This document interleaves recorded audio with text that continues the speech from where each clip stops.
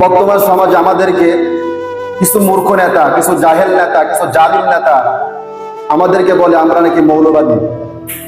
তো এটা আমাদের কষ্ট লাগে না, কারণ মৌলবাদী এর অর্থ হলো মৌলবাদ, মৌলিক থেকে মূল, আর মূল হলো আল্লাহ তার রাসূল।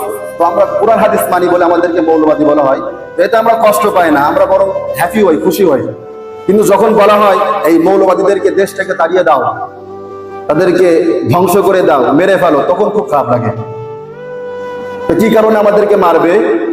আমরা নাকি দেশ বিদ্রোহী কথা বলি। আমরা বুকে হাত দিয়ে বলতে পারি আমরা দেশের জন্য কাজ করি, আমরা সমাজের জন্য কাজ করি, আমরা মা ও মাটির কথা বলি, দেশের কল্যাণের জন্য কথা বলি, সমাজের কল্যাণের জন্য কথা বলি, ব্যক্তিগত মানুষের উপর মানুষের কল্যাণের জন্য কথা বলি, মানুষদেরকে জাহান্নামের পথ থেকে জান্নাতের পথে নিয়ে আসি।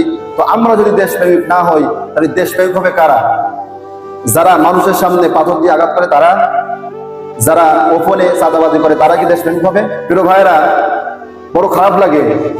একটা কথা মনে রাখেন, এই পৃথিবীর প্রথম মানুষ আদম আলাইহিস সালামের সময় জালিম ছিল, নূহ আলাইহিস সালামের সময় জালিম ছিল, ইব্রাহিম আলাইহিস সালামের সময় জালিম ছিল, ইসমাঈল আলাইহিস সালামের সময় জালিম ছিল, হারুন আলাইহিস সালামের সময় জালিম ছিল, কারুন আলাইহিস সালামের সময় জালিম ছিল, হুদ আলাইহিস সালামের সময় জালিম ছিল, ঈসা আলাইহিস সালামের সময় জালিম ছিল, মুসা আলাইহিস সালামের সময় জালিম ছিল, মুহাম্মদ রাসূলুল্লাহর সময় জালিম ছিল, সাহাবীদের সময় জালিম ছিল, খলিফাদের সময় জালিম ছিল, চার ইমামের সময় জালিম ছিল, পীর মাশাইখদের সময় জালিম ছিল। বর্তমান আলেমদের বিপক্ষে জালেম আছে এবং কিয়ামত পর্যন্ত থাকবে। কিন্তু মনে রাখেন, তারাও চেষ্টা করেছিল, তারা পারি নাই। তোমরাও কিয়ামত পর্যন্ত চেষ্টা করো, হাজার চেষ্টা করলেও ওই মৌলবাদীদেরকে তোমরা ধ্বংস করতে পারবা না, পারবা না, পারবা না। কারণ আমরা যে কাজগুলো করি কার জন্য করি?